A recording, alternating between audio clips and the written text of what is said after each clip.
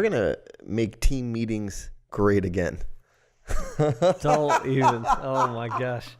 And let's do that. Let's make team meetings great again. No, because somebody will interpret that we're either favoring Trump or mocking him, and we'll get some complaints. We're gonna make team meetings fun. No, it's not fun. We're gonna start. I do like to make team meetings great again. It would be really kind of funny, but you think someone would get mad? Oh gosh. It would be a little edgy. I'm game. Whatever. Yeah. All right. I'm Steven. And I'm Kevin. In today's episode of the Steven and Kevin Show, we're gonna help you make team meetings great again.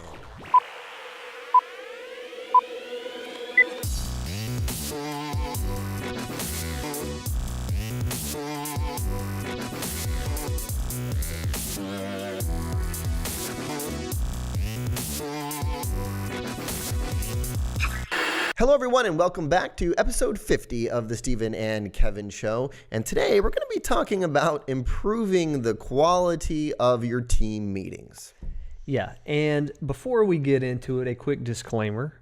The title of this show neither endorses or mocks President Trump, so save your comments. Yes. We don't want to hear them. We don't want to get into a political debate with anyone on social media. Now that you're with us, we're going to talk about team meetings because there's a lot of bad team meetings out there, a lot of very boring team meetings out there, and subsequently, a lot of teams don't meet because they've had bad experiences. Everybody dreads them, and before you know it, it's kind of snuck off of everybody's calendar. That's exactly right. There's some people who absolutely despise team meetings. Now, this is top of mind for us right now because we are working on a guide called Optimal Office Communication for our coaching clients. And one of those topics is team meetings. Yeah. Speaking of coaching clients, I was telling Kevin prior to the show today about a client of mine who I remember for having the worst team meetings possible. And great people, but bad team meetings. And they worked basically like this. The first half of the meeting would be the team leader going through the nitty-gritty of the team's numbers for the past week, like production numbers for the past week, in infinite detail, in a very slow fashion. The second half of the meeting would consist of him telling them how, back in his day, how he grew the business. And then on our coaching calls, I would hear a whole recap. And even the recap was worse, actually, than being there live. But it's a good example of teams that stop meeting after a while because the meetings are terrible. Yeah, you start avoiding those types of meetings. Man. Or if you have any excuse as a reason not to meet, you just you take that and roll with it. Yeah, you're at the dentist and like, what time do you want? 9 o'clock Monday morning. That's what I want. So we're going to offer up some tips today. We're going to go back and forth with some things that we think make for good team meetings. We have team meetings here. I will say that the leadership of those meetings is phenomenal. That was kind of funny because Steven, obviously, he runs the team meetings. So here's the first question for everybody out there was, analyze your last team meeting. What was it like? So this is your first tip here. My first tip. Analyze your last team meeting. First question is, when was it? Was it this week, like always? Was it a year ago because you've fallen off track? How long was it? How long should it have been? When did you get off track with it? Who rambled? And that was me in the last team meeting. I rambled a little bit, but let's keep going. Yeah, and me the team meeting before. You're exactly right. Recognition is half of recovery. Also, what percentage of the time did each person speak at that last meeting? Okay. You're really thinking hard about, sometimes when Kevin speaks at the meetings, he didn't speak that long at this meeting, but sometimes like 2 minutes from you seems like an eternity. That is definitely not true at all. But what percentage of time did each person speak? Yeah, someone dominating. Right? Yeah. Did you have an agenda? There's some questions to ask yourself. How productive was that last meeting? So you go through that analysis, and that'll give you kind of a little bit of a framework of things that you want to work on. I like that. The next tip that we're going to offer up as it pertains to team meetings is making sure that you're scheduling your meetings on the same day and time of each week. I mean, this is developing a routine, and it also avoids people scheduling their dentist appointments during that time because there's no excuse for that. You know that on Monday mornings at 9 a.m., that's when we meet, or 8 a.m., and if you're booking things on top of that, that's your bad because we always have this staple meeting. Yeah, it would be a real foul around here if you scheduled something over the team I meeting. did that one time, and I think you gave me a really hard time about it. You're like, hey, we always meet on Mondays at 8:30. Like, that's when we meet. And I don't remember that, but I remember I don't doubt it. Yep. Hold a meeting regardless of who's out, and I think that's an important one. That's how you stay on track. If you move the meeting every time somebody was not going to be there, you would stop meeting at some point. I think there's a tendency for when the team leader is out that the rest of the team doesn't feel like they have to meet. Mm-hmm. And so we're saying, no, you guys should absolutely still meet, right? And it doesn't matter who's out or if it's just you and one other person. Yeah, we're going to meet. Definitely. We're meeting, right? I like that. Next one here is start and end meetings on time. So when the team meeting rolls around, it should not be one person going around and wrangling everyone up for the team meeting, right? Mm-hmm. It should be everyone's just automatically going into that conference room and we're meeting at that time. We know everyone's going to meet. And if someone's late, it's not like you reaching out saying, hey, Jim, are you going to be joining us here? It's you just start, right? And then they will get the point that, oh, gosh, I'm late. Yeah. And it's not about being a jerk about it, but it's just a matter of, just like if you were meeting with a client or supposed to call a client at a certain time, you're sticking to it. And the ending on time as well and being very respectful of that. Mm-hmm. The next tip, consider cutting your meeting times in half. I like that one. Sorry, I'll let you take that one. No, yeah. You certainly could in many instances cut the meeting in half and it'd still be just as productive. Yeah, because I think we fill space. Like if you said, okay, now we have 2 hours for our meetings, you will fill up those 2 hours. Mm-hmm. And sometimes with things that you don't necessarily need to be covering during that meeting. If you take it and you make it an hour, if right now you're filling up an hour's worth of time and you feel like you're stretching it, make it 30 minutes or 40 minutes and see if you get just as much done. Mm-hmm. Yep. Next one here is, and I like this one a lot, the meeting leader, so the person leading the meetings, may not be the team leader, right? So here at the Oechsli Institute, you might think Matt Oechsli leads the team meetings. No, Steven leads them because he's, he always has an agenda ready, keeps everyone on task, very organized with that stuff. And so it doesn't always have to be the senior advisor on the team who's running those meetings. Sometimes it's actually better if they're not the person running the meetings. I agree. Have an agenda and stick to it. Mm-hmm. The agenda is helpful for not for the mundane stuff that you're going to cover every time. It's more helpful for the things that are important but not super urgent. Like if you said it's really important for us this year to send out more thank you notes. It's really important for us this year to recognize people on their big anniversaries.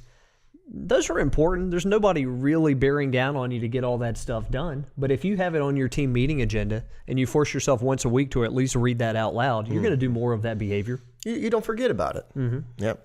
And sticking to that agenda too. So not letting anyone get too off topic, getting back into the agenda, which Stephen does a good job of during our team meetings.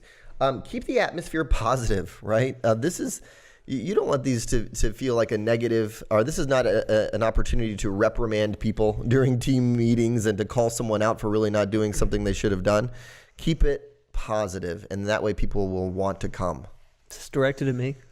No, it's definitely not. Because I don't necessarily agree with that one. I agree. No, here's I guess the old saying is, right, praise in public, criticize in private, and I totally agree with that. But there are times when we've had some spirited debates. Every team meeting, where you have some debates about one thing or another, and typically they produce a good outcome, right? So don't be afraid to challenge people. But yeah, generally you want it to be an atmosphere where you're not coming in showing up feeling like somebody is about to go on the offensive and call in question your work ethic or the project that you really blundered. Yeah, I mean, when that meeting starts, though, people should be smiling. They should have their cup of coffee. They should be like, okay, if people are coming in, their heads are down. They're like, okay, what are we talking about? I mean, we got to liven it up a little bit. Yeah, and there's a way to debate about things without being disagreeable. Yeah. Right. Yeah. And we definitely debate about stuff. Oh, definitely. Yep. Sorry. Your turn. Don't be afraid to move on. You don't have to solve every problem during a team meeting. And that's a real tendency for a lot of folks, us included, that if you get on a topic that's a hot topic and you want to, let's say somebody comes in with a good idea, right? Yeah. The tendency is, okay, let's really get that to completion here. How are we going to implement it? Who's going to do what? How much will that cost? When do we get started? As opposed to saying, that's a great idea. Let's schedule a meeting a little bit later today to really hash this out, as opposed to going through all that right now. Oh, that's a really a good one. It kind of makes me think about what we were talking about, me rambling on our last meeting. We have this idea of, for our social media automation clients, landing pages, right? To drive funnels, funnel people into, or prospects into lead forms. And we started talking about it, and then we kept going on and on and on and on and on, trying to almost get it to completion, which we didn't need to do. Yeah. Right. Next one here is to build in accountability for important tasks. This is kind of similar to what you were saying before, but if there are certain things, whether it's updating someone on a pipeline or a particular thing that you don't want them to forget about, make them report in on it during that meeting. Yeah, and that links to the next one, which is let everybody know what they're responsible for and what documents they should bring. The tendency is, so let's say if I, at my worst, let's say I go into a team meeting, it's my agenda, and I could easily go through the whole meeting, right, and have everybody else playing a very minor role because that's my personality, right? And if I'm on a roll, it's harder to interject. It's better, we find, not just our meeting, in anybody's meeting, if you share responsibility for who reports on what. So if it is within your team, let's say, for example, there ought to be certain people who are in charge of reporting in on what the pipeline looks like. Yep. Somebody else responsible for reporting what's going out via social media. Someone else talking about what clients are coming in this week for appointments. Exactly. And so everybody has a different responsibility, and when there's a need for it, let's say with regards to social media, if you want some of the analytics you've got, somebody should be bringing in that report to share with everybody or have it pulled up on the screen in your conference room. Good one. Next one here is, and I'm going to go off of our notes here, consider changing seats. And this may be one that you don't you do. What seat have you been eyeing, Kevin? I was going to say you don't disagree with, but then that's a double negative. Here's what happens. If you switch up seats, once a month, people get into routines, right? And all of a sudden, if you're sitting in a different seat, you have a different perspective, things feel different, and it's just going to mix things up a little bit. So consider from time to time, just show up. You be the first one in there, and you sit in a different seat. I like it. Yeah, and see what happens. And it's like that time I thought Matt was going to be out with his or with his knee surgery, and you were sitting at the head of. I sit in the king chair. The king chair. The head of the table, and here he comes in a few minutes late, like a week out of knee surgery, and I was like, do you want me to switch seats with you? Well, I remember you said, do I need to move? Should I just stay here? And we're like, no, just stay there. But yeah, switch things up a little bit. That's a good idea. We get into a rhythm sometimes, and we need to break it. Yeah. So the big question for a lot of folks is why team meetings? And we hear it a lot from folks all over the place. Well, I talk to my team all throughout the day. Right? I see them all the time. We talk about tasks that we're working on. That's probably one of the biggest excuses for not holding team we don't meetings. really need them. But what we find is there's a real reason for getting together to talk about structured things. It creates accountability that things are getting done. It helps make sure that, for example, if you come in every week and you've got to report in on the pipeline in every team meeting, or let's say you're a newer advisor on the team and you have to report in on your marketing activity, do you think you're going to do more marketing activity? You don't want to have a lousy report. And now to Kevin for a pipeline report. Well, kind of the same as last week. Yeah, exactly. You know what? That's a really good one, too. When you notice someone is dancing around a little bit, that's time where you need to pull them aside and say, hey, next time, let's have a little bit of a better pipeline. Or they can't figure out how to pull their pipeline up on the screen because they haven't looked at it enough. Won't let me log in to this computer for some reason. Exactly. We do offer social media automation. We hinted at it a little bit today. We run Facebook pages, LinkedIn profiles for a number of advisors, and it's a program that is gaining in popularity. It's going to save you the time and the energy and the focus on it. Let us do it. We're better at it than you are. Oh, is that a good selling point? No, we're better at it than you are. No, I'm just kind of joking. But no, for a minute, we're good at it. If you think about our business model, we put a lot of time and attention into our own social media brand and our own website, and we spend a lot of time thinking about how to get our message out. So when we can apply some of that know-how to your social media accounts, it generally is an improvement over what you're currently doing, and it's reasonable. So if you have any interest, reach out to us, talk to us about it, and we may be able to help you out. That's what an advisor told me recently. Is he said, "I love your guys' marketing, so I figure you could do it for me." Yeah. So cool. Thanks for joining, everybody.